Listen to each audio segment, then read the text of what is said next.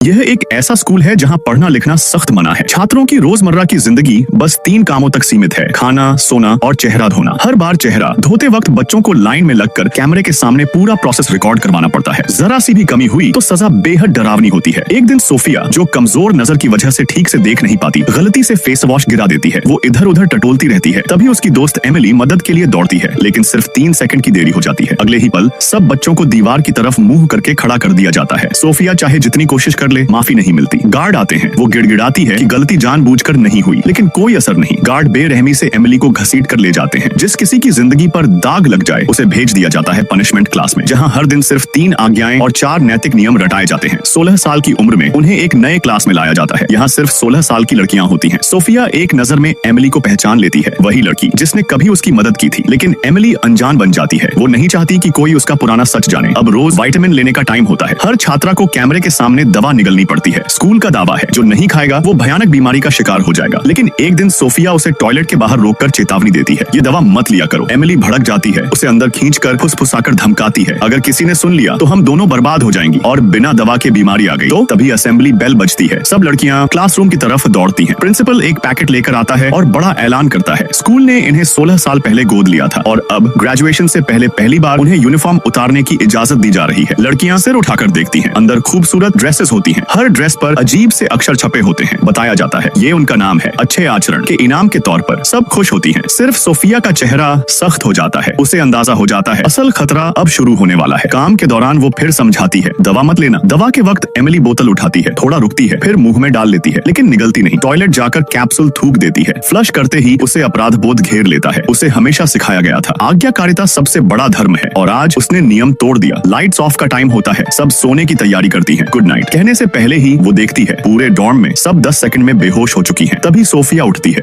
वो धीरे से सच बताती है, ये विटामिन्स नहीं है, ये स्लीपिंग पिल्स हैं। वो चेतावनी देती है, गार्ड आएंगे, ये सोने का नाटक करना। अभी वो समझ ही रही होती है कि दरवाजा खुलने की आवाज आती है। प्रिंसिपल 2 गार्ड्स के साथ अंदर आता है और रैंडम 2 लड़कियां चुन लेता है। उस लिस्ट में वही नाम होता है। गार्ड उसे उठाकर एक अलग कमरे में ले जाते हैं। हल्का सा मेकअप, कपड़े ठीक किए जाते हैं, फिर गार्ड बाहर चले जाते हैं। काफी देर बाद वो आंखें खोलती है। कमरा स्कूल से बिल्कुल अलग होता है, लग्जरी और अजीब शांति। वो किसी को आवाज देती है, कोई जवाब नहीं। तभी बाहर कदमों की आहट। प्रिंसिपल एक कस्टमर के साथ आता है और लड़कियों की खूबियां गिनाने लगता है। आदमी की नजर सीधे उसी पर टिक जाती है। वो फैसला कर लेता है, आज यही चाहिए। उसकी बूढ़ी पत्नी शीशे के सामने खुद को निहारती रहती है और आदमी की सारी दिलचस्पी सिर्फ उसी पर टिकी रहती है।